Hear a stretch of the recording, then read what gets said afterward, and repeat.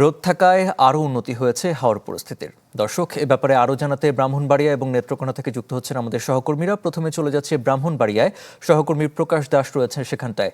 প্রকাশ, ব্রাহ্মণবাড়িয়ার আবহাওয়া পরিস্থিতি কেমন দেখছেন আমাদের জানাবেন। জিয়ারফিন, গতকাল রাতে কিন্তু খানিকটা বৃষ্টিপাত হয়েছে এবং আজ সকাল থেকে কিন্তু আকাশ মেঘাচ্ছন্ন, তবে ভারী কোনো বৃষ্টিপাত কিন্তু হয়নি। তবে গত 5 থেকে 6 দিন ধরে রৌদ্রোজ্জ্বল ঝলমলে দিন হওয়ার কারণে কিন্তু হাওর পাড়ের যারা কৃষকরা রয়েছেন তাদের মাঝে কিন্তু কিছুটা হলেও স্বস্তি রয়েছে, বিশেষ করে ডিজাইন, এলিগেন্স, বিউটি, সেরা পণ্য সবার জন্য জেভিকো। নাসিরনগরের মেদির হাওরের পানি অনেকটাই কমেছে, যে কারণে যে ধানগুলো এতদিন তলিয়ে ছিল সেগুলো কিন্তু এখন মাথা উঁচু করে দাঁড়িয়েছে। একই সাথে যে কেটে আনা ফসলগুলো রোদের অভাবে শুকানো যাচ্ছিল না, সেগুলো কিন্তু কৃষকরা হাওর পরে শুকাচ্ছেন এবং কোথাও কোথাও কিন্তু ধান থেকে চালও রূপান্তরিত করছেন। অর্থাৎ বলা চলে আবহাওয়া অনুকূলে থাকায় হাওর পাড়ের কৃষকদের মাঝে যে স্বস্তি সেটা কিন্তু আমরা লক্ষ্য করছি। একই সাথে তাদের যে কর্মব্যস্ততা সেটি কিন্তু লক্ষ্য করছি। তবে একটি বিষয় হচ্ছে যে দীর্ঘদিন ধানি জমিগুলো পানির নিচে তলিয়ে থাকার কারণে ধানগুলো কিন্তু অনেকটাই নষ্ট হওয়ার উপক্রম এবং অনেক ধানে কিন্তু কালশেটে ভাব ধরেছে। আপনি নিশ্চয়ই দেখতে পাচ্ছেন এখানে যে ধানের গালা রয়েছে সেখানে কিন্তু ধানগুলো গতকাল কেটে এনে রাখা হয়েছে এবং সেগুলোর রং কিন্তু অনেকটা বিবর্ণ।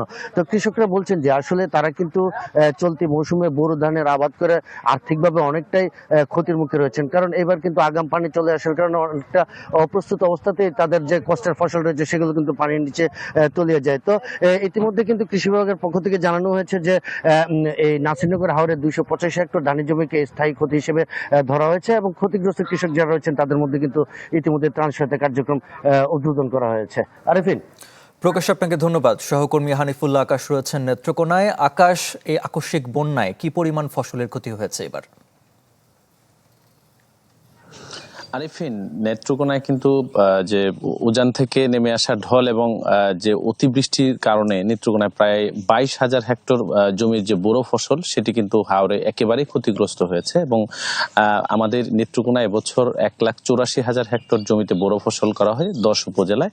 তার মধ্যে এখন কিন্তু হাওরের যে নিচু এলাকায় কোনো ধরনের বোরো ফসল বা ধান নেই, এখন উঁচু জমিতে ধান রয়েছে। আপনাদেরকে যদি একটু দেখাই, আমার পাশেই কিন্তু যে জমিগুলো দেখছেন সেখানে কিন্তু পাকা ধান রয়েছে এবং এই পাকা ধানে কিন্তু কৃষকরা সকাল থেকেই কিন্তু সেই ধানগুলো কাটার চেষ্টা করছেন এবং এখানে কৃষি বিভাগের তথ্য মতে এখন পর্যন্ত নেত্রকোনায় 85% ধান কর্তন করা হয়েছে এবং এখনো বাকি 15%। তো কৃষি বিভাগ বলছে যে এই বছর আসলে ফসলি জমিতে পানি থাকার কারণে কিন্তু হারভেস্টার মেশিন দিয়ে ধান কাটা সম্ভব হচ্ছে না, যে কারণে আসলে কৃষি শ্রমিকদের উপর নির্ভর করতে হচ্ছে এবং এই কৃষি শ্রমিকের একটি তীব্র সংকট এবছর কিন্তু হাওরে লক্ষ্য করা গেছে।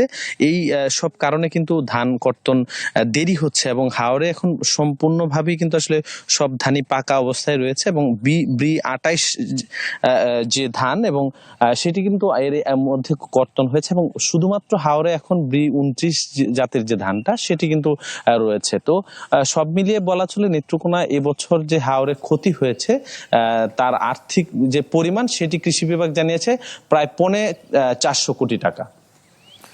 আকাশ, আপনাকে ধন্যবাদ। দর্শক, হাওর পরিস্থিতির খবর জানাচ্ছিলেন আমাদের সহকর্মীরা।